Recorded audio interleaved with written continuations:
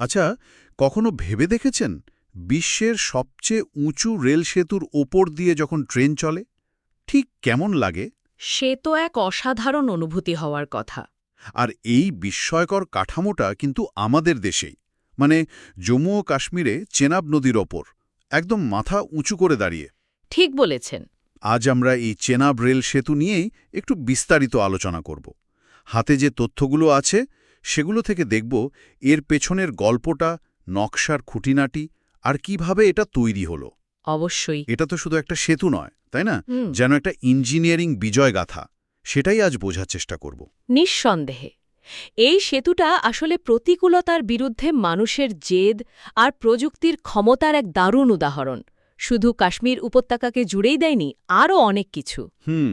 তাহলে একদম গোড়া থেকে শুরু করা যাক, কি বলুন? হ্যাঁ, সেটাই ভালো। কাশ্মীর উপত্যকাকে সারা বছর ধরে রেলপথে যুক্ত রাখা এই পরিকল্পনা তো বহুদিনের। অনেক দিনের।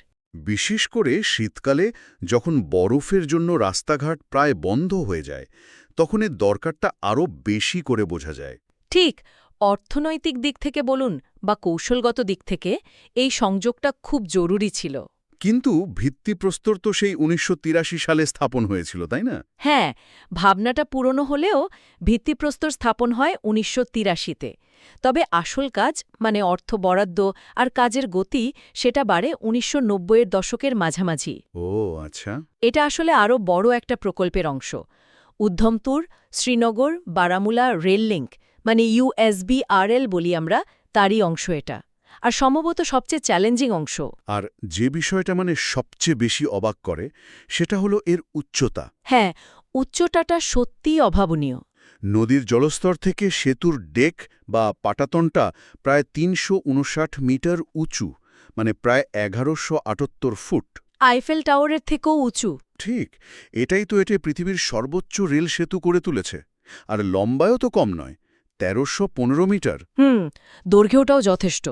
তবে দেখুন, উচ্চতাটাই কিন্তু একমাত্র চমক নয়, এর নকশাটাও অসাধারণ। তাই নাকি? কিরকম? মানে সেতুটা যেখানে তৈরি সেই এলাকাটা ভূমিকম্পের জন্য খুব ঝুঁকিপূর্ণ, টেকনিক্যালি যাকে বলে সিসমিক জোন 5। উফ বাবা! তো সেই কথা মাথায় রেখেই এর ডিজাইন করা হয়েছে, যাতে রিক্টার স্কেলে ৮ মাত্রারও ভূমিকম্প এটা সইতে পারে। বলেন কি? তার মানে শুধু উঁচু করাই লক্ষ্য ছিল না, সুরক্ষাটাও মানে খুব গুরুত্ব দিয়ে ভাবা হয়েছে। একদম। শুধু ভূমিকম্প কেন, প্রচণ্ড জোরে বাতাস, ধরুন ঘণ্টায় প্রায় ২৬৬ কিলোমিটার বেগের বাতাস, সেটাও সহ্য করার ক্ষমতা রাখে। অবিশ্বাস্য। এমনকি শক্তিশালী বিস্ফোরণ প্রতিরোধ করার কথাও ভাবা হয়েছে। প্রায় ৪০ টন টিএনটি সমতুল্য বিস্ফোরণ সইতে পারবে।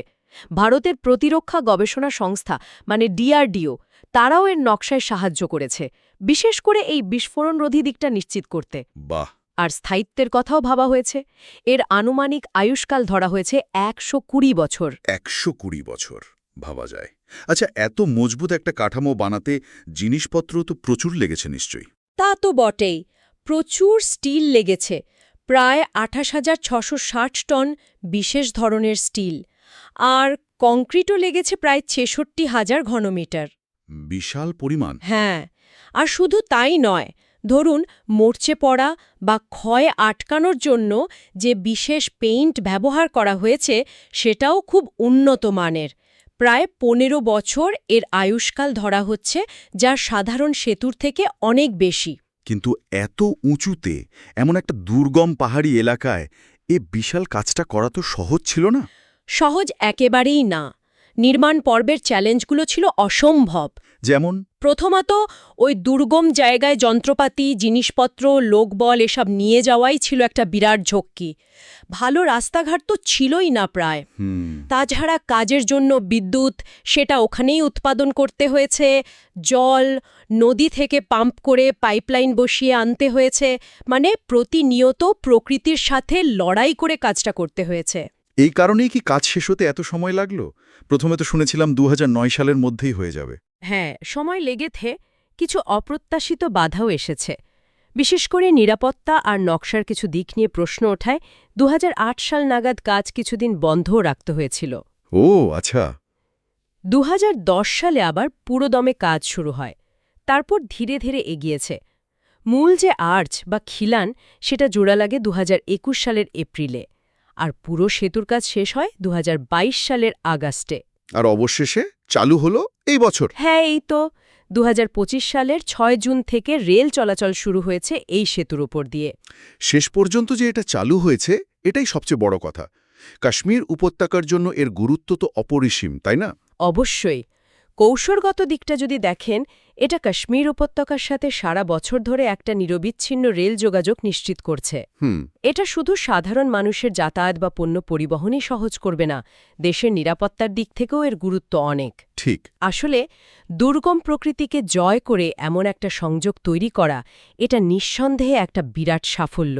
তাহলে বলাই যায় চেনাব রেল সেতু শুধু ইট, সিমেন্ট, স্টিলের একটা কাঠামো নয়, এটা আসলে মানুষের অধ্যবসায়, তার সাথে ইঞ্জিনিয়ারিং বিদ্যার এক দারুণ মেলবন্ধন। ঠিক তাই। যে কোনো বাধা অতিক্রম করার যে ইচ্ছে, তারই যেন একটা প্রতীক। একদম। দেখুন, ভৌগোলিক বাধা ছিল, প্রযুক্তিগত চ্যালেঞ্জ ছিল, নির্দিষ্ট সময়ের মধ্যে কাজ শেষ করার চাপ ছিল, এই সব কিছুকে পেরিয়ে এসে এই প্রকল্পটা সম্পূর্ণ করা, এটা সত্যি একটা উল্লেখযোগ্য অর্জন। এটা দেখায় যে সঠিক পরিকল্পনা আর সদিচ্ছা থাকলে অনেক কঠিন স্বপ্ন সত্যি করা যায়। আলোচনা প্রায় শেষের দিকে, তবে একটা ভাবনা আসছে মনে।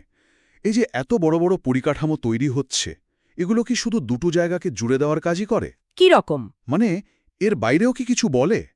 এই যে প্রকৃতির নানা বাধা, সেগুলোকে জয় করার একটা আদিম ইচ্ছে বা স্পৃহা তো মানুষের মধ্যে আছে, তাই না? এই বিশাল নির্মাণগুলো কি তারই প্রতিফলন? হয়তো এটা নিয়ে আমরা আরেকটু ভাবতে পারি। বেশ গভীর ভাবনা, সত্যিই ভাবার মতো।